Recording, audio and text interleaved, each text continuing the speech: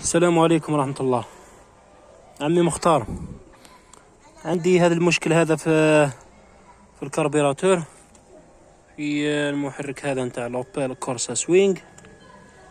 كي نوضها كسيراتور تنوض، و كي نطلق لها رالونت تطفى.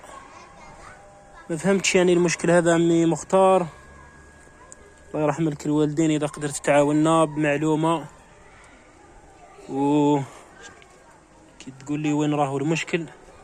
هذا روتور انا عملته لها، روتور لاني ركبت لها لا بومب الكتريك نتاعها اللي راهي في الريزرفوار، لا بومب نتاعها دوريجين راني مركبه لها، وليسونسي يلحق نورمال. اما الكربيراتور كانت نورمال، كانت تخدم عادي كي ركبت لها لا بومب الكتريك هذه نتاعها اللي في الريزرفوار، كانت تخدم عادي الايام الاولين. اما الان مانيش فاهم، احنا يعني بكل حال احنا تفتفنا فيها شويه، ما تنوض صعيبه باش تنوض، وكي تنوض بالكسيراتور وكي تنوض نطلق لها رالون ترقد.